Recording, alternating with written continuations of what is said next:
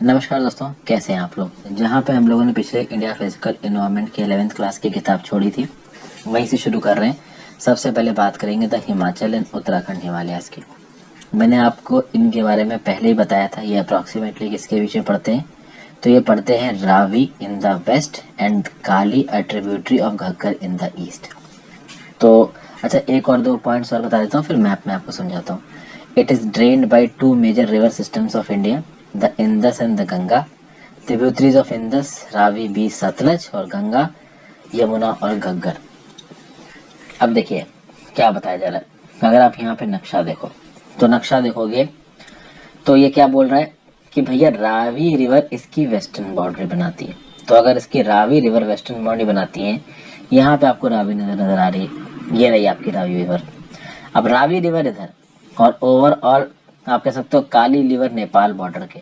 तो ये वाला जो पोर्शन है ये आपका हो गया हिमाचल एंड उत्तराखंड हिमालय, जिसमें हिमाचल प्रदेश में हिमाचल हिमालयाज है और उत्तराखंड में उत्तराखंड हिमालयाज है। और यहाँ पे जो इलाका है वो दो रिवर सिस्टम्स का पार्ट है, एक इंदस रिवर सिस्टम का, एक गंगा रिवर सिस्टम का। इंदस रिवर सिस्टम की कौन कौन सी दिख रही है आपको, तो देखो इंदस, झेलम और चिनाब तो बहुत नॉर्थ में, बट रावी, ब्यास और सतलज, सतलज अभी शिवकीला पास तो आपका आप देख सकते हो, यहाँ से एंट्री हमारे हिमाचल प्रदेश से ही। देखिए शिवकीला पास जो है वो हिमाचल प्रदेश में है, तिब्बत के साथ बाउंड्री लगाता है, वहां से सतलज इंडिया में एंट्री मारती। तो शिवकीला सतलज पूरी हिमाचल प्रदेश से बह रही है, ब्यास भी है हिमाचल प्रदेश में, रावी भी है। तो इन हिमाचल हिमालयास में और उत्तराखंड हिमालयास में रावी, बीस, सतलज ये रिवर्स मिलती हैं। और ओवरऑल आपको गंगा की घग्गर और यमुना इन पर्टिकुलर इलाकों में मिल जाएगी। तो आप कह सकते हो कि ये river systems in particular Himachal और उत्तराखंड हिमालय से निकलती हैं। फिर क्या बताया जा रहा है, the northern most part of Himachal Himalaya is an extension of Ladakh cold desert which lies in the Spiti sub division of Lahaul and Spiti. तो क्या बोला जा रहा है कि भैया हिमाचल हिमालय का जो नॉर्दर्न मोस्ट पार्ट है वो लद्दाख कोल्ड डिवीजन का पार्ट है, कोल्ड डेजर्ट का पार्ट है, जो कि Spiti division of district Lahore और स्पीति में पड़ता है। तो आप ये देखोगे कि ये ओवरऑल ये जो लद्दाख का जो लद्दाख है, इसका जो आप कह सकते हो कि ओवरऑल साउदर्न मोस्ट इलाका है, लाहौल स्पीति की जो डिस्ट्रिक्ट है आपकी, ये हिमाचल प्रदेश का नॉर्दर्न मोस्ट इलाका। तो ये जो हिमाचल हिमालय का, इनफैक्ट हिमाचल हिमालय का जो नॉर्दर्न मोस्ट इलाका है वो लद्दाख कोल्ड डिजर्ट का पार्ट है। ये जो लाहौल स्पीति है ये बिल्कुल जो हिमाचल प्रदेश के नॉर्दर्न इलाके आते हैं ना, वहां पे डिस्ट्रिक्ट है। तो लाहौल स्पीति है आपकी हिमाचल प्रदेश में, बट लाहौल स्पीति भी एक प्रकार का आप कह सकते हो कोल्ड डिजर्ट है। और किसका पार्ट है, तो आप कह सकते हो कि लद्दाख का जो कोल्ड डिजर्ट है उसका ये एक्सटेंशन है। तो अगर आप देखो तो ओवरऑल अगर यहाँ पे हम इसकी वेस्टर्न बाउंड्री मार रहे हैं रावी नदी पे, ठीक है, ये रही रावी नदी, तो कुछ यहाँ पे कह सकते हो आपकी लाहौल स्पीति डिस्ट्रिक्ट है, this is a part of the cold desert of Ladakh. Got it. ये कुछ एक एक करके पॉइंट्स मैं आपको बताते जा रहा हूँ, एक एक लाइन देखिए हमारे लिए समझना जरूरी है, दैट्स द मेन पॉइंट। फिर क्या बताया जा रहा है कि भैया तीनों रेंजेस हिमालयास की आपको इनमें मिलेंगी, ग्रेट हिमालयन रेंज भी मिलेगी, लेसर हिमालयास भी मिलेगी, शिवालिक रेंज भी मिलेगी। तो आप देखिए, अगर आप देखो तो ग्रेट हिमालयन रेंज ये जा रही है दौड़ती हुई, तो ये ग्रेट हिमालयन रेंज आपकी हिमाचल हिमालय से भी निकल रही, उत्तराखंड हिमालय से भी निकल रही। उसके नीचे आप देखोगे तो ये जो डिसकंटिन्यूस रेंज है इसको आप लेसर हिमालयस बोलते हो। और उसके साउथ में आप चले जाते हो तो यहाँ पे आपको नजर आएगी शिवालिक रेंज। ठीक है भाई। तो कहने मतलब क्या है कि भैया ग्रेटर हिमालयस, मिडिल हिमालयस, तो ग्रेटर हिमालयस, मिडिल हिमालयस और शिवालिक रेंज, ये तीनों बहुत प्रोमिनेंटली पास करती हैं हिमाचल उत्तराखंड हिमालय से। ये बात क्लियर हो गई। अब यहाँ पे एक बहुत इंपॉर्टेंट पॉइंट है, जो आपके लेसर हिमालयास इस पर्टिकुलर जोन से पास करते हैं, मतलब हिमाचल और उत्तराखंड वाले जोन से पास करते हैं, इनको क्या बोला जाता है, ये समझिए। इनको बोला जाता है धौलाधर रेंज। धौलाधर रेंज इनको कहाँ बोला जाता है, हिमाचल प्रदेश में। और नाग टिब्बा रेंज बोला जाता है इनको उत्तराखंड में। जैसे कि फॉर एग्जाम्पल आप इस नक्शे को देखो, इस नक्शे में चीजें क्लियर हो जाएंगी। यहाँ पे आपको ये धौलाधर रेंज दिख रही है हिमाचल प्रदेश में, ये हिमाचल प्रदेश है जो ब्लू ब्लू रंग में आपको नजर आ रहा है। तो ओवरऑल ये जो आपके मिडिल हिमालयास हैं, इन मिडिल हिमालयास को आप हिमाचल प्रदेश में धौलाधर रेंज बोलते हो। और यही मिडिल हिमालय जब आपके उत्तराखंड में पहुंच जाते हैं तो उनको आप नाग टिब्बा बोलते हो। अगर आपको धौलाधर रेंजेस का सबसे बेस्ट व्यू देखना है तो एक शहर है आपका धर्मशाला। धर्मशाला मकलाडगंज से एक ट्रैक शुरू होता है, उस ट्रैक का नाम है त्रिउंड ट्रैक। जब आप त्रिउंड ट्रैक में जाओगे ना ऊपर, तो वहां से जो सामने आपको रेंज नजर आएगी ना, वो धौलाधर रेंजेस है। तो वो धौलाधर रेंजेस क्या है? वो मिडिल हिमालयस है। आप सोचिए वो मिडिल हिमालयस ही आपको इतने ऊंचे ट्रैक पे जाने के बाद इतने ऊंचे दिखेंगे, तो आप समझ सकते हो ग्रेटर हिमालयस तो कितने ऊंचे होंगे। अब अगर आप लेसर हिमालयस की बात करते हो, ठीक है ना, जो मिडिल हिमालयस है, तो लेसर हिमालयस में जो हाइट है लगभग 1000 से 2000 मीटर। इसके चलते हुआ क्या कि जो ब्रिटेन से लोग आए थे उनको लगा कि यहाँ पे हिल स्टेशन बनाए जाने चाहिए, क्योंकि इंग्लैंड में टेम्परेट टाइप का क्लाइमेट है, सुहावना मौसम होता है, ठंडी में तो काफी ठंडी हो जाती है, तो उनको आदत नहीं थी गर्मी की, तो वो लोग हिल स्टेशन वगैरह प्रेफर करते थे। गर्मियों में वो हिल स्टेशन ही चले जाते थे, तो सर्दियों में उनको प्लेन्स में भी कोई प्रॉब्लम नहीं होती थी। तो बहुत सारे यहाँ पे हिल स्टेशन डेवलप हुए हैं, धर्मशाला, मसूरी, शिमला, काओसनी, और कुछ कैंटोनमेंट टाउन्स और हेल्थ रिजॉर्ट्स भी, जैसे शिमला, मसूरी, कसौली, अल्मोड़ा, लैंड्सटाउन है, रानीखेत, ये सब काफी डेवलप्ड थे इस रीजन में। फिर अगर आप देखो तो जो दो डिस्टिंग्विशिंग फीचर्स हैं इस रीजन के from the point of view of physiography, वो है शिवालिक्स और दून फॉर्मेशन। शिवालिक्स और दून फॉर्मेशन दोनों को देखते हैं भाई। शिवालिक तो आपको पता है कि तीसरी जो रेंज है आपकी हिमालय की, वो शिवालिक है। सबसे पहले ग्रेटर हिमालय, फिर मिडिल हिमालय, फिर शिवालिक। शिवालिक के बारे में बेसिक इन्फो मैंने आपको पहले बताई। दून्स भी इस इलाके में, आप देखो फर्क आपको यहाँ पता चल जाएगा। ये कुल्लू शान की जो स्लोप है, ये माउंटेन रेंज है आपकी तिब्बत के आगे। ये आपका तिब्बत प्लेट्यू दिख रहा है। अगर आपको मैप में आइडिया ना हो कि कुल्लू माउंटेन्स कहाँ पे है, कुल्लू शान रेंज कहाँ पे है, तो यहाँ पे आपको दिख रही है। राइट साइड पे आप प्लेट्यू ऑफ तिब्बत दिख रहा है, आपको यहाँ पे कुल्लू माउंटेन्स दिख रहा है। जो टकला मकान डेजर्ट है ना चाइना के, उसके नीचे तारिम बेसिन के नीचे देखिए, तो यहाँ पे कुल्लू शान डेजर्ट दिख रहा है। ये जो काराकोरम रेंज लिखा हुआ है ना, काराकोरम रेंज के नॉर्थ ईस्ट में यहाँ पे कुल्लू माउंटेन्स है।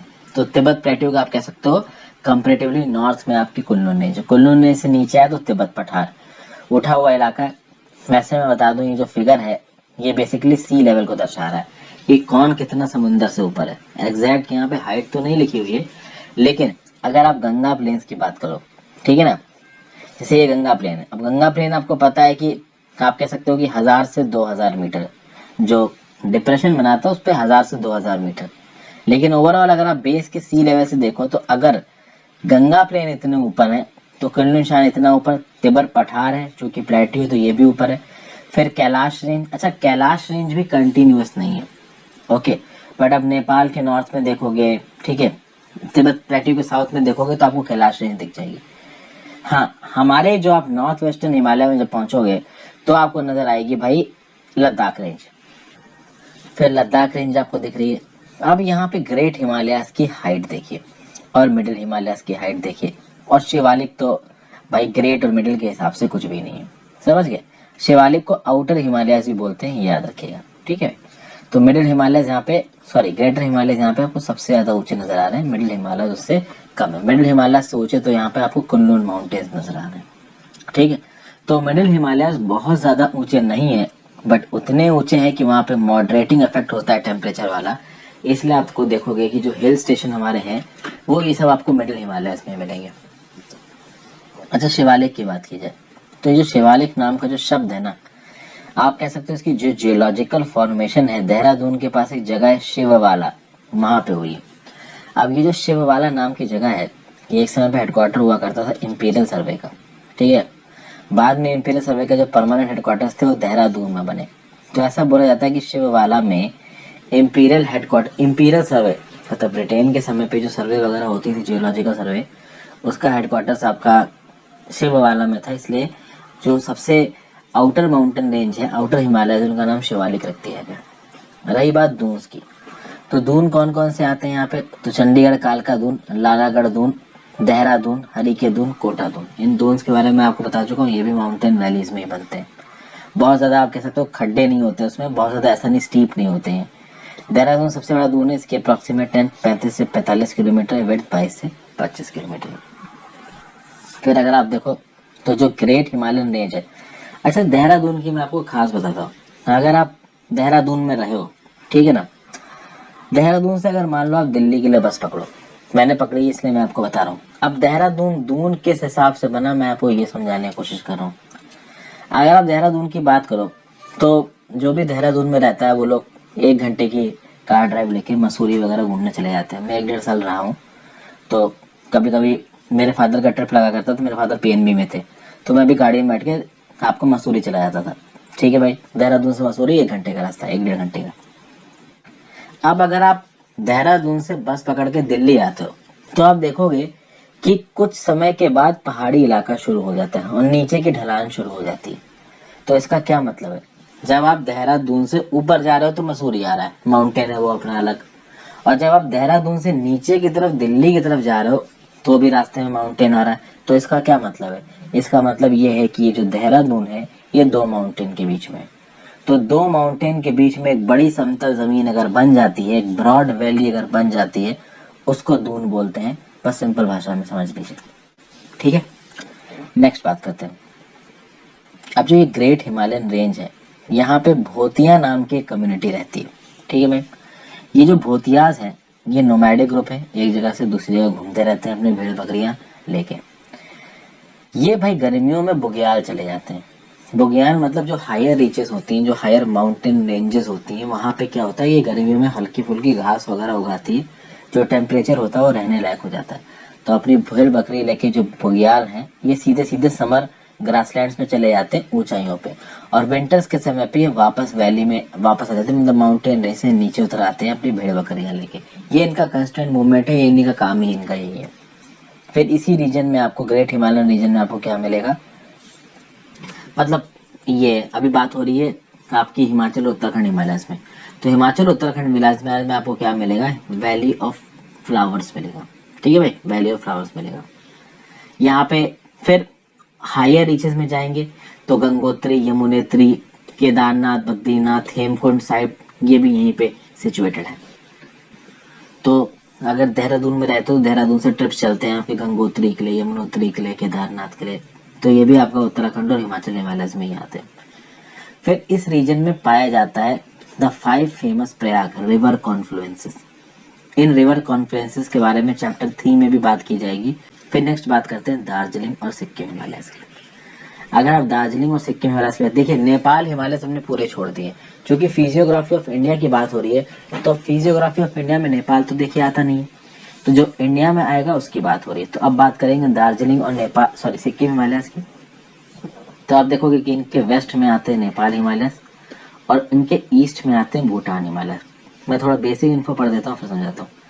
It is relatively small but it is the most significant part of the Himalayas, known for its fast flowing rivers such as Teesta. It is a region of high mountain peaks like Kanchenjunga and deep valleys. तो भैया देख लेते हैं कहाँ पे आपको दिख रहे हैं सिक्किम और दार्जिलिंग हिमालय। यहाँ तो खैर देखिए नहीं रहे, मैं दूसरा मैप खोलता हूँ।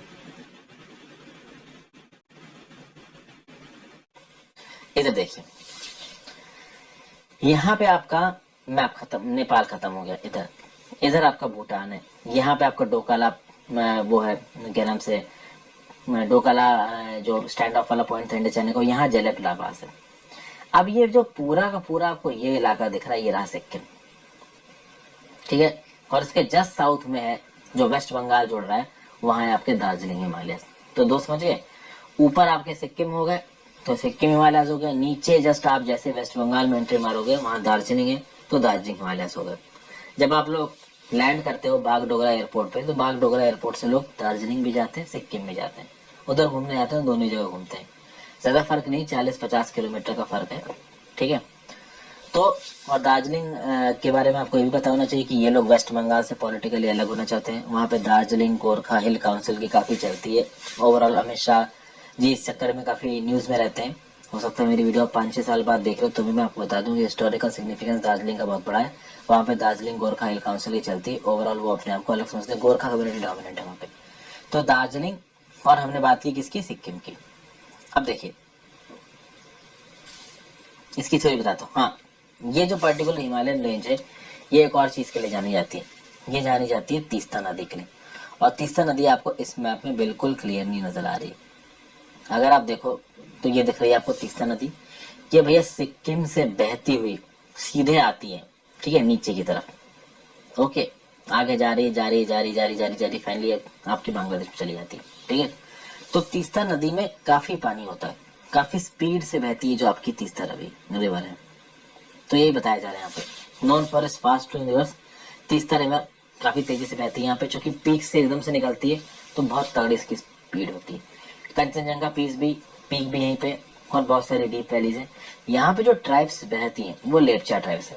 जब मैं गया था, मैं खुद वहाँ पे जो भी म्यूजियम, जब भी आप कभी गैंगटॉक घूमने जाओगे ना, तो जिस भी म्यूजियम में आपको लेके जाएंगे, वैसे तो उनका सरकार का एक ही म्यूजियम है, उस म्यूजियम में आपको लेप्चा ट्राइब्स के रहन सहन का तरीका, वो कौन से कपड़े पहनते हैं, क्या उनके कल्चर के पार्ट है, उनके राजा रानी कौन है, सब वहाँ पे आपको बताया जा रहा है। हालांकि एग्जाम्स के पर्सपेक्टिव से आपको यहाँ जानने की जरूरत नहीं है। ठीक है, अगर आप दार्जिलिंग की बात करो तो दार्जिलिंग में मिक्स्ड पॉपुलेशन, नेपाली भी पाए जाएंगे, आपको बंगाली भी मिलेंगे, सेंट्रल इंडिया के आपको ट्राइबल्स भी मिलेंगे।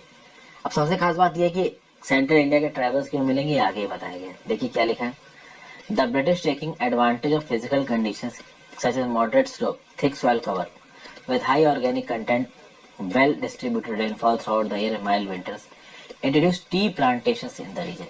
देखिए यहाँ पे जो दार्जिलिंग है, दार्जिलिंग की जो साउदर्न स्लोप है, वहां पे साउदर्न स्लोप्स में क्या हो रहा है कि जो स्लोप है वो थोड़ी जेंटल है और पानी यहाँ पे ठीक ठाक बरसता है, तो उसके चलते टी प्लांटेशन को यहाँ चालू किया गया। और जब अंग्रेजों ने यहाँ पे टी प्लांटेशन चालू किया तो काम करने के लिए वर्कर चाहिए थे। वर्कर आप सेंट्रल एशिया से पकड़ के लाए, इसलिए सेंट्रल एशिया के लोगों की यहाँ पे अच्छी खासी आबादी पाई जाती है। और सबसे खास बात यह है कि दार्जिलिंग और सिक्किम हिमालयस में आपको शिवालिक नहीं मिलेंगे। आपको पता है ना, 3 माउंटेन रेंजेस है, ग्रेटर, मिडिल और शिवालिक। शिवालिक को आप आउटर हिमालयस भी बोलते हो। आउटर हिमालयस यहाँ पे मिसिंग है, केवल ग्रेटर हिमालयस और मिडिल हिमालयस मिलेंगे आपको, और वो ग्रेटर हिमालयस मिडिल हिमालयस भी यहाँ पे मिक्स हो रहे होते हैं। तो basically Shivalik is missing here, it is conspicuous by the absence of Shivalik. Similarly आप देखोगे कि अरुणाचल प्रदेश में भी आपको शिवालिक्स नहीं मिलेंगे। शिवालिक की जो जगह है यहाँ पे बनेंगे दुआर फॉर्मेशन, इसको आप कभी कभी ऐसे लिखते हो, DOOAR, दुआर। अब आप बोलोगे दुआर क्या है, मैं पहले तो ये बता दूं कि दीवार को टी गार्डन के लिए इस्तेमाल किया जाता है। सबसे पहले आपको समझना है दुआर होते क्या है। तो देखिए दुआर्स क्या है, Duars are alluvial flood plains in the eastern north eastern India that lie south of the outer foot hills of the Himalayas north of the Brahmaputra river basin. तो जैसे ही आपके हिमालय खत्म हुए, समझिए, जैसे ही आपके हिमालय खत्म होंगे, एक फिगर से दिखा के बनाता हूँ। ओके, ये हिमालयन रेंज है, ये नीचे उतरी। अब जब नीचे उतरी यहाँ पे, तो आगे ब्रह्मपुत्र नदी आएगी, बाकी जो नदी बहती वो आएंगी आसाम वगैरह में, अरुणाचल प्रदेश साउथ में जाएगा। लेकिन हिमालय खत्म होने के बाद और आगे नदी आने के बाद बीच में एक जेंटल स्लोप आएगी, और उस जेंटल स्लोप में आपको इनफ क्वांटिटी में एल्यूवियल सॉइल मिलेगा। ये जो जेंटल स्लोप है ना, इसी को आप द्वार बोलते हो।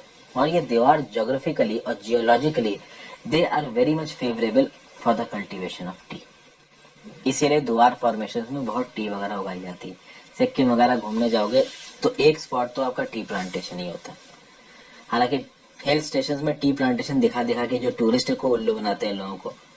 फिर अगर आप देखो तो सिक्किम में जो दार्जिलिंग हिमालयस हैं, अपनी सीनिक ब्यूटी के लिए, रिच फ्लोरा और फोना के लिए पाए जाते हैं। बहुत अलग अलग प्रकार के ऑर्चिड्स मतलब जहाँ पे फ्रूट्स वगैरह उगाए जाते हैं। फिर बात करते हैं किसकी, अरुणाचल हिमालयस की। अरुणाचल हिमालयस के बारे में देखे तो ये भूटान हिमालयस से ईस्ट में शुरू होते हैं। ना हमने भूटान की बात की ना नेपाल की बात की, because they are not a part of India. ठीक है, इंडिया की बात कर रहे हैं यहाँ पे स्पेसिफिकली। तो भाई भूटान हिमालय से लेके दीफू फास इन द ईस्ट में पड़ेगा आपका अरुणाचल। इसकी लोकेशन मैं आपको दिखा देता हूँ। यहाँ पे जो माउंटेन्स है वो south west to north east है, तो नॉर्थ साउथ ईस्ट वेस्ट, तो south west to north east कुछ ऐसे उठ रहे हैं यहाँ पे पहाड़। तो देख लेते हैं एक बार किस तरीके से उठ रहे हैं यहाँ पे पहाड़। नीचे इसकी इमेज है, उसी इमेज पे चलते हैं। तो यहाँ जो आपको पहाड़ दिखेंगे, यहाँ पे खत्म हो गए, ये ऐसे दिखेंगे इस तरीके से उठते हुए। इनको मैंने पहले भी दिखाया आपको। इस पर्टिकुलर फिगर में देखिए, ये दिख रहा है आपको, इस तरीके से पहाड़ आपको उठते दिख रहे हैं। तो ये क्या है, ये नॉर्थ है, ये साउथ है, ये ईस्ट है, ये वेस्ट है। तो ये साउथ वेस्ट से नॉर्थ ईस्ट की तरफ जा रहे हैं। इनका ओरिएंटेशन कुछ ऐसा है। ठीक है भाई, ओके। अब दूसरा क्या बताया कि भूटान के ईस्ट से शुरू हुए दीफू पास। दीफू पास इज समवेयर हियर, तो दीफू पास तक है। तो यहाँ पे अगर शुरू हो रहे हैं तो दीफू पास पे लगभग यहाँ कहीं पे ये खत्म हो रहे हैं। तो इतने हैं आपके अरुणाचल हिमालय, यहाँ से लेके यहाँ तक है आपके अरुणाचल हिमालय। ठीक है भाई, ये तो अरुणाचल हिमालय के हमने बेसिक इन्फो देख ली। फिर अरुणाचल हिमालय के बारे में बात की जाए तो और कुछ इसके पॉइंट्स देखते हैं, कौन कौन से इसमें बड़ी बड़ी माउंटेन पीक्स हैं। तो भाई यहाँ पे आपको Kangto mountain peak, Namcha Barwa mountain peak मिलेगी। बहुत फास्ट फ्लोइंग रिवर्स यहाँ पे बहती हैं, बिल्कुल पहाड़ी इलाका है, एकदम से रिवर हाइट से नीचे गिरती है, पहाड़ काटती हुई निकलती है। बहुत सारे गॉर्जेस बनते हैं, गॉर्जेस में कई बार आपको बता चुका हूँ 11th फिजिकल ज्योग्राफी में भी, पहले भी, तो मैं बार बार गॉर्जेस की फोटो आपको नहीं दिखा रहा हूँ। इनफैक्ट ब्रह्मपुत्र भी जब राइट एंट्री मारती है तो नामचा बरुआ गॉर्ज में एंट्री मारती है। तो ओवरऑल अगर आप यहाँ पे इस पर्टिकुलर फिगर को देखो तो जब यहाँ पे ब्रह्मपुत्र ने राइट एंट्री दी तो यहाँ पे जब वो घुसी ना एज दिहांग रिवर, तो वो जिस जगह पे घुसी वो नामचा बरुआ गॉर्ज बनाते हुए घुसी। इसलिए आप बोलते हो कि नामचा बरुआ गॉर्ज पे जो आपकी ये ब्रह्मपुत्र रिवर है ये इंडिया पे एंट्री मार रही है। फिर नेक्स्ट बात करते हैं some of the important river such as Kameng, the Subansiri, Dihang, Dibang and Lohit. ये भी यहीं पे पाई जाती है। तो कामेंग, सुबनसिरी, दिहांग, दिबांग, लोहित, ये सब नदियां यहाँ पाई जाती हैं। ड्रेनेज में मैं आपको इन सारी नदियों के बारे में बताऊंगा। अब इस जगह पे जो हमारा हाइड्रो इलेक्ट्रिक पावर पोटेंशियल है वो बहुत ज्यादा है। मतलब यहाँ पे हाइड्रो इलेक्ट्रिसिटी बनाई जा सकती है, मतलब ऊंचाई से गिरते हुए पानी से टरबाइन घुमा के यहाँ पे इलेक्ट्रिसिटी बनाई जा सकती है। तो हाइड्रो इलेक्ट्रिक पावर पोटेंशियल यहाँ तगड़ा है।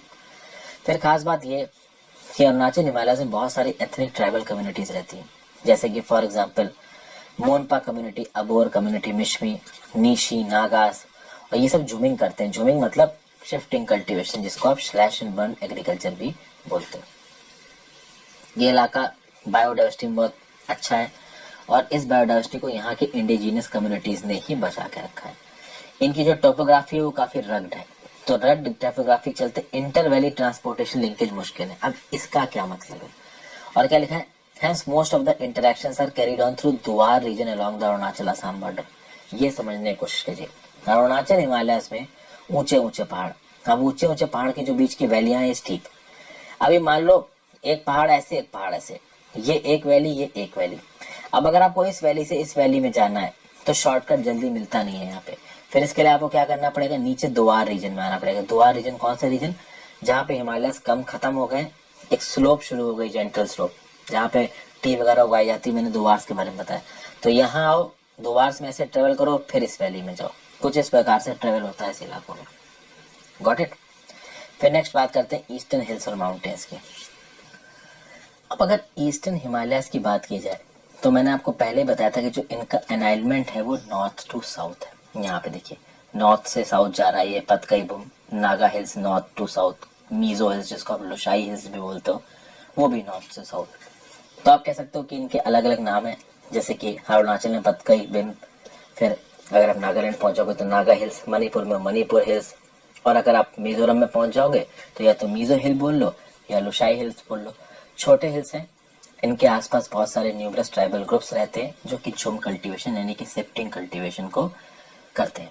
मीजो हिल्स की एक छोटा सा नज़ारा देखने में तो काफ़ी, देखिए माउंटेन रेंजेस तो वैसे भी काफ़ी खूबसूरत लगती हैं। फिर अगर बात की जाए तो ये छोटे छोटे हिल्स के बीच में से बहुत सारी नदियाँ बहती हैं।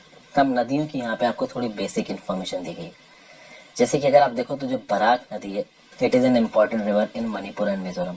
तो मणिपुर मिजोरम के पास से बराक नदी बह रही है। देखिए जरा इस बराक नदी को, तो यहाँ पे आपको बराक नदी दिख रही है। देखिए ये बराक नदी आगे जाके किस में मिल रही है, तो आप कह सकते हो कि जो मेघना नदी है आपकी बांग्लादेश में उसमें मिल रही है। ये बराक नदी दिख रही है, आपकी आसाम से भी बह रही है, आपके मणिपुर से भी बह रही है। ठीक है, तो दिस इज बेसिकली बराक नदी दिख रही है। आई होप आप देख पा रहे हो इस बराक नदी को। नीचे की तरफ ऊपर जो बड़ी सी स्ट्रीम दिख रही है आपको, जिसमें बहुत सारी नदियां गिर रही हैं, जैसे कि सियांग, दिबांग, दिबांग तो खैर नामचा बरुआ घाट से आ रही है, लोहित हो गई, फिर बूढ़ी दिंग, आपकी दिसांग, बिखो, सुबनसिरी, धनसिरी, कपिली। तो ये बहुत सी नदियां हैं जो आपकी ब्रह्मपुत्रा में गिर रही हैं। बट नीचे की तरफ आपको बराक नदी दिख रही है। अब ये जो बराक नदी है आप देखेंगे तो ये मणिपुर और मिजोरम में काफी इंपॉर्टेंट है। प्लस अगर आप मणिपुर की फिजियोग्राफी देखते हो तो यहाँ पे एक बहुत ही अच्छी लेक पाई जाती है, इसको आप बोलते हो लोकटक लेक। ये लोकटक लेक चारों तरफ से माउंटेन से ढकी हुई है। लोकटक लेक का एक सीन यहाँ पे दिख रहा है आपको, थोड़ा ब्लैक एंड व्हाइट टाइप का सीन है तो देखने में मजा नहीं आता। एक सीन लोकटक लेक का मैं आपको दिखाता हूँ। ये कलरफुल सी पिक्चर है, तो आप देख सकते हो आसपास छोटे छोटे हिल्स हैं यहाँ पे आपके लोकटक लेक के आसपास, और फुमडीज आपको मतलब फ्लोटिंग टाइप के यहाँ पे जो लैंड मासेस हैं वो दिख रहे हैं। ठीक है, इसके ऊपर एक डियर पाया जाता है लोकटक लेक में, इस फुमडीज के ऊपर घूमता हुआ एक डियर पाया जाता है। वो डियर काफी नोन और काफी फेमस है। उस डियर का नाम मुझे नीचे कमेंट बॉक्स में बताओ। डियर मतलब हिरन। ठीक है भाई, फिर नेक्स्ट बात की जाए तो ओवरऑल आप देखोगे तो ये मिजोरम जो है this is basically molasses basin. Molasses basin मतलब कि छोटे छोटे सॉफ्ट अनकंसोलिडेटेड डिपॉजिट्स आसपास की नदियों की तरह लाए गए, यहाँ पे डिपॉजिट कर दिए गए। डिपॉजिट हो के जो जमीन बनी हुई है, जमीन के ऊपर ये मिजोरम खड़ा है। फिर आप देखोगे कि नागालैंड में जो नदियां हैं वो ब्रह्मपुत्रा की ट्रिब्यूटरीज बनाती हैं। फिर मिजोरम और मणिपुर की दो दो छोटी छोटी नदियां बराक की ट्रिब्यूटरीज है। बराक खुद मेघना नदी की ट्रिब्यूटरी। मेघना नदी कहाँ बहती है? बांग्लादेश के अंदर बहती है। ठीक है भाई। फिर the rivers in the eastern part of Manipur are tributaries of Chindwin. तो मणिपुर के ईस्टर्न पार्ट से एक नदी निकलती है जो कि अब चिंदविन में जाके मिलती है। तो मणिपुर के यहाँ पे ईस्टर्न पार्ट से एक नदी निकलती है, वो चिंदविन में जाके मिलेगी, और चिंदविन इन टर्न जाके किससे मिलेगी? तो चिंदविन इन टर्न जाके मिलेगी इरावदी नदी से। और इरावदी नदी is a very in fact the most important river of Myanmar. ठीक है भाई, फिर बात करते हैं नॉर्दर्न प्लेन्स की। हालांकि मैं आपको बता दूं कि नॉर्दर्न प्लेन्स के बारे में मैंने आपको पहले बताया। देखिए, नदियों के रिस्पेक्ट में बात ज्यादा मत परेशान होइएगा, क्योंकि नदियों के बारे में हम आगे भी ड्रेनेज चैप्टर में बात करेंगे। बट पहाड़ों की लोकेशन, लोकटक लेक, ये सब मैंने आपको यहाँ पे नया बताया है when it comes to eastern mountain ranges. बाकी 3 ईस्टर्न माउंटेन रेंजेस जो आपके नॉर्थ साउथ डायरेक्शन में, उनको याद रखिएगा। पतकईबुंग, नागा हिल्स, मिजो हिल्स और मणिपुर हिल्स। ठीक है। फिर यहाँ पे मेघालय में गारोक हिल्स, खासी हिल्स, जयंतिया हिल्स। पहले की अगर आप एनसीईआरटी देखते हुए आ रहे हैं, वहां पे मैंने आपको बताया। इस बुक में भी इन सब चीजों के बारे में आगे काफी बातचीत होगी। नॉर्दर्न प्लेस भी पूरा एक्सप्लेन कर चुका हूँ, जल्दी जल्दी बता देता हूँ आपको। आप बोलोगे कहाँ एक्सप्लेन कर चुका हूँ? तो जब एनसीईआरटी 9th क्लास की ज्योग्राफी पढ़ा रहा था तब मैंने बहुत डिटेल में सारी चीजें बताई थी। मतलब जितना वहाँ लिखा है उससे बहुत ज्यादा बताया था। यहाँ पे एक बार क्विक रिवीजन करा दे रहा हूँ। तो जो नॉर्दर्न प्लेन्स है वो एल्यूवियल डिपॉजिट से बने एक जियोसिंक्लिन डिप्रेशन बना था, जिसमें 1000 से 2000 मीटर का खड्डा था, उसको भर दिया तो एल्यूवियल सॉइल बन गया। इसकी मैक्सिमम डेप्थ कितनी? 1000 से 2000 मीटर। ये जियोसिंक्लिनल डिप्रेशन कैसे बना था ये मैं पहले आपको बता चुका हूँ। ये जो नॉर्दर्न प्लेन्स है they extend over approximately 3200 kilometre from east to west. ये देखिए, ये पूरा का पूरा आपको नॉर्दर्न प्लेन का इलाका नजर आ रहा है। These are all northern plains. ठीक है, ये जितने वैल्यूएबल डिपॉजिट्स हैं ये सब आपके नॉर्दर्न प्लेन्स के ही हिस्से हैं, नॉर्दर्न प्लेन्स के। 3200 किलोमीटर इसकी ईस्ट टू वेस्ट एक्सटेंट है, और इसकी जो चौड़ाई है कहीं कहीं पे 150 किलोमीटर से लेकर 300 किलोमीटर के बीच में आती है। इस पर्टिकुलर आप कह सकते हो नॉर्दर्न प्लेन्स को 3 जोन्स में बांटा गया है, नॉर्थ टू साउथ। एक है भाबर बेल्ट, एक है तराई बेल्ट, एक है एल्यूवियल प्लेन्स। और ये जो एल्यूवियल प्लेन्स है वो खादर और भंगर दो में बटे हुए हैं। बेसिक जानकारी आपको बता दे रहा हूँ, फिर आपको बताता हूँ। भाबर क्या है? भाबर मोटे मोटे बोल्डर्स, मोटे मोटे पत्थर। क्या होता है कि जैसे फुट प्लेन्स आते हैं ना हिमालय के, जैसे हिमालय की चोटी हाइट खत्म होती है तो वहां पे मोटे मोटे ऐसे ऐसे बोल्डर पड़े रहते हैं। अब इन बोल्डर्स के ऊपर पानी नहीं बह सकता, जो कि इन बोल्डर्स में बहुत सारे डिप्रेशन, तो पानी इनके नीचे चला जाता है। जब ये बोल्डर्स क्रॉस कर जाते हैं तब आता है आपका तराई प्लेन। तराई प्लेन में आपके सॉल्ट मतलब पानी बाहर निकल आता है, और वो पानी इरेगुलर पैटर्न में कहीं पे भी बह रहा होता है। देखिए क्या लिखा हुआ है। Bhabar is a narrow belt ranging from 8 to 10 kilometre parallel to the Shivalik foot hills. जहाँ पे शिवालिक फुट हिल्स खत्म हो रहे हैं, जहाँ पे स्लोप ब्रेक हो रहा है, वहां से आपका भाबर शुरू हो रहा है। और भाबर में जो स्ट्रीम्स और नदियां हैं वो गायब हो जाती हैं। और ये जो स्ट्रीम्स और नदियां हैं जब भाबर क्रॉस कर जाती हैं तो उसके साथ में तराई बेल्ट है, वहां पे निकल के आती हैं। तराई बेल्ट की जो अप्रोक्सीमेट विड्थ है वो 10 से 20 किलोमीटर है। तो तराई बेल्ट में ये जो स्ट्रीम्स और रिवर्स है ये री इमर्ज करती हैं, लेकिन ये हैफेजर्ड वे में इधर उधर री इमर्ज करती है। इनका कोई सेट चैनल या पैटर्न नहीं। तराई के बाद अगर आप देखोगे तो आती है आपकी भंगर और खद्दर। अच्छा, तराई की बात की जाए तो तराई में अच्छे खासी नेचुरल वेजिटेशन और वेराइड वाइल्ड लाइफ मिलती है। ये जो मधेसीज जहाँ रहते हैं ना साउदर्न नेपाल में, ये पूरा का पूरा तराई का इलाका है। और तराई के साउथ में भी आप चले जाते हो तो आपको दो प्रकार के एलुवियल प्लेन्स दिखेंगे, एक भंगर और एक है खद्दर। ठीक है भाई। खादर मतलब जो फर्टाइल है, भंगर मतलब जो फर्टाइल नहीं रहा है। अब देखिए यहाँ पे कुछ टेक्निकल चीजें लिखी हुई हैं जो मैं आपको नहीं बताऊंगा, फिजिकल ज्योग्राफी बता चुका हूँ। These plains have characteristic feature of mature stage of fluvial erosional and depositional landform such as sandbars, meanders, oxbow lakes, braided channels। देखिए सैंडबार, meanders, oxbow lake और braided channel ये क्या होते हैं 11th फिजिकल ज्योग्राफी मैंने आपको बताया। और ये भी बताया कि मैच्योर पार्ट ऑफ जो रिवर है वहां के फ्लूवियल लैंडफॉर्म्स में आते हैं। ठीक है, इनको आप कभी कभी देखो कि रिवरीन आइलैंड भी बनाते हैं, सैंड बार से बनाते हैं। सैंड बार हम आपको पहले बता चुका हूँ, रिवरीन आइलैंड भी आपको पहले बता चुका हूँ। रिवरीन आइलैंड का एक बेसिक आइडिया मैं आपको पहले देता हूँ। मजूली नाम का आसाम में एक रिवरीन आइलैंड है, पूरी की पूरी एक डिस्ट्रिक्ट है। तो क्या होता है, ब्रह्मपुत्र नदी बहती हुई जा रही, बहुत सारे डिपॉजिट्स हैं। कोई एक ऐसी जगह आई जहाँ पे डिपॉजिट्स जमा होते गए, जमा होते गए, जमा होते गए, जमा होके वो इतने बड़े हो गए कि रिवर उसके बगल से बहने लगी, उसको पार नहीं कर पाई। तो ये जो डिपॉजिट्स जमा हो के एक बड़ा सा लैंड मास बना लेंगे ना बीच में, रिवर्स के बीच में, इसको आप क्या बोलोगे, इसको आप रिवरीन आइलैंड्स बोलोगे। मतलब बहती हुई नदी के बीच में जो आइलैंड बन गया वो रिवरीन आइलैंड है। और सबसे बड़ा कौन है इंडिया में, मजूली आइलैंड। ठीक है, आसाम की एक डिस्ट्रिक्ट है ये मजूली आइलैंड। अब आप देखोगे कि ये जो इलाका होता है आपका ओवरऑल, जहाँ पे ब्रह्मपुत्र रह रही है वहां पे अक्सर कर periodic floods, shifting river courses आते रहते हैं। अब इस पर्टिकुलर पैराग्राफ पे जाने से पहले एक बार मैं इसकी पूरी फोटो आपको दिखाना चाहूंगा ताकि चीजें थोड़ी और क्लियर हो जाए। इस फोटो में चीजें आपको थोड़ी और क्लियर हो जाएंगी, नहीं तो आप बोलोगे सर कि ये तो बड़ा चलता हूँ टाइप का आपने बता दे। चलता हूँ नहीं बताया, अगर जिनको चलता हूँ लग रहा है तो मैं उनको बता दूं कि पहले मैं चीजें पढ़ा चुका हूँ या तो आपने पहले ठीक से पढ़ी नहीं है। ये हिमालय से नीचे गिरे तो ये फुट प्लेन शुरू हो गए। मतलब फुट प्लेन मतलब हिमालय के फुट में जब पहुंचा पानी। अब पानी बोल्डर्स के ऊपर नहीं बह सकता, रीजन भी बोल्डर्स में बहुत सारे डिप्रेशन है, तो पानी नीचे सीप कर जाएगा और नीचे बहेगा। पानी नीचे बहेगा, तराई पोर्शन में पहुंचेगा तो ऊपर आ जाएगा। तराई पोर्शन में ऊपर पहुंचेगा, तराई पोर्शन में आपको अच्छी खासी वेजिटेशन, अच्छी खासी वाइल्ड लाइफ दिखेगी। ठीक है, मार्शेस वगैरह, स्वाम्प्स वगैरह बहुत दिखेंगे। अब जैसे तराई क्रॉस करेगा ये पानी, दो तरीके के लैंड मास आपको बनते नजर आएंगे, एक है भंगर, एक है खादर। भंगर आपको खादर से थोड़ा दूर लग रहा है। ये जो खादर है ना, ये बिल्कुल नदी के किनारे, ये नदी का फ्लो है, नदी का क्रॉस सेक्शन है, और इसके बगल में आपको खादर दिख रहा है। और भंगर इस नदी से दूर दिख रहा है। क्या फर्क है दोनों में, भंगर दूर है, खादर पास है। चूंकि नदी की स्ट्रीम के पास है खादर, इससे हो क्या रहा है, इससे एक्चुअली में हो ये रहा है कि नदी जो सेडिमेंट्स ला रही है ना, वो सेडिमेंट्स रेगुलरली इस खादर वाले डिपॉजिट्स में जमा होती जा रही है। और उसके चलते जो खादर है वो नए सेडिमेंट्स के जमा होने के चलते फर्टाइल बना हुआ है। लेकिन भंगर भी एक समय पे ऐसा इलाका था जो खादर हुआ करता था, भंगर भी एक समय पे फर्टाइल हुआ करता होगा। लेकिन अब क्या है कि भंगर से दूर चली गई है नदियों की स्ट्रीम। तो चूंकि भंगर से दूर चली गई है नदियों की स्ट्रीम, अब आप बोलोगे नदियों की स्ट्रीम दूर क्यों चली गई, तो नदी का अपना रिवर कोर्स शिफ्ट करती है, नदी डाउन साइड कटिंग करती है, जिससे उनकी डेप्थ बढ़ती जाती है, तो इनकी चौड़ाई जो है वो आप कह सकते हो कुछ जगहों पे कम हो सकती है। और बहुत से रीजंस मैंने आपको फिजिकल ज्योग्राफी में बताए जिसके चलते नदियां जहां पे पहले फ्लो कर रही होती वहां पे फ्लो नहीं करती। अब जहां पे वो पहले फ्लो कर रही थी वहां पे भाई पहले एल्यूवियम सॉइल लगातार डिपॉजिट्स हो रहा था, कंसोलिडेटेड डिपॉजिट्स लगातार डिपॉजिट हो रहे थे, तो वो सॉइल लगातार रिप्लेनिश हो रहा था, फर्टाइल बना हुआ था। तो जब तक रिप्लेनिश हो रहा था तब तक खद्दर था।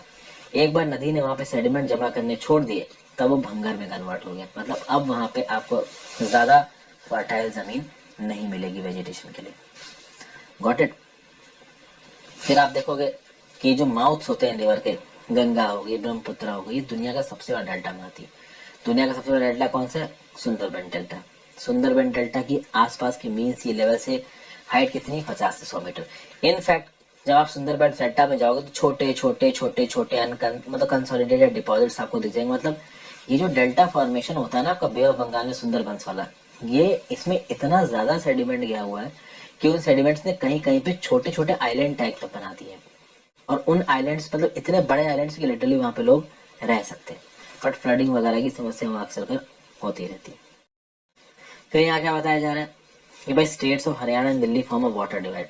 अब हरियाणा दिल्ली वाटर डिवाइड कैसे बनाते हैं, क्योंकि भाई इनके एक तरफ से गंगा रिवर सिस्टम्स बहती चली जाती हैं और दूसरी तरफ से दूसरी डायरेक्शन में इंदस रिवर सिस्टम्स बहती चली जाती हैं।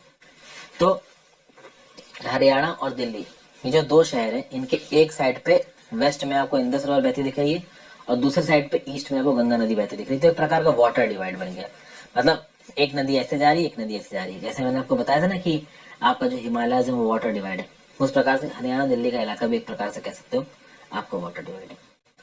फिर आगे क्या बताया जा रहा है, the Brahmaputra river flows from north east to southward direction before it takes and almost 90 degrees southward turn in Dhubri before entering into Bangladesh. These river valleys plains have fertile soil cover while supports a variety of crops wheat, rice, sugarcane, jute. मतलब जो Brahmaputra river valley है और इसके आसपास की जो भी नदियां हैं वो सब व्हीट, राइस, शुगरकेन, जूट उगाए जाने के लिए फेमस है और वहाँ पे जो सॉइल कलर है वो एल्यूवियल काफी फर्टाइल है। एक चीज कि भैया ब्रह्मपुत्र आगे गए एकदम से 90 डिग्री टर्न लिया इसने धुबरी में, इस पर्टिकुलर पॉइंट को देख लेते हैं। ये पर्टिकुलर पॉइंट यहाँ पे आपको बिल्कुल क्लियर दिख जाएगा। यहाँ से पहले मैं थोड़ा इरेज कर देता हूँ।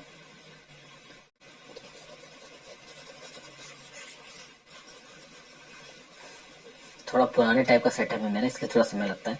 तो ये भैया आपकी ब्रह्मपुत्र नदी बहती हुई आ रही है। ये जैसे धुबरी पहुंचेगी ना, धुबरी में एकदम से इसने राइट कट मारा। इसके मतलब आप कह सकते हो मेघालय के बिल्कुल नॉर्थ वेस्ट में इसने राइट कट मारा और बांग्लादेश में एंट्री मार गई। तो ब्रह्मपुत्र धुबरी पे एकदम से राइट कट मार के बांग्लादेश में 90 डिग्री का ऑलमोस्ट कट मार के मारती है। अब यहाँ पे दिल्ली हरियाणा का एग्जाम्पल क्यों दिया गया? दिल्ली हरियाणा का एग्जाम्पल इसलिए दिया गया क्योंकि इंदस अपने डायरेक्शन में फ्लो कर रही थी, फ्लो करती चलेगी, गंगा अपने डायरेक्शन में फ्लो कर रही थी, फ्लो करती चलेगी। इंदस और गंगा के फ्लो में कहीं पे कोई 90 डिग्री का कट नहीं देखने को मिला, लेकिन ब्रह्मपुत्र एक ऐसी नदी जिसने 90 डिग्री का कट मार के वो बांग्लादेश में घुस गई। ठीक है, तो यहाँ पे कोई इफेक्टिव आपको वाटर डिवाइड बनता हुआ नजर नहीं आया। तो ये था पूरा एनालिसिस दोस्तों। आई होप ये एनालिसिस आपको यूजफुल लगा हो। Thank you for watching. ज्यादा से ज्यादा लोगों के साथ आप इस वीडियो को शेयर करिएगा। अगली पर्टिकुलर वीडियो में मैं कोशिश करूंगा इस टॉपिक को खत्म कर दूं। Thank you for watching friends. Have a great day. Good bye, take care.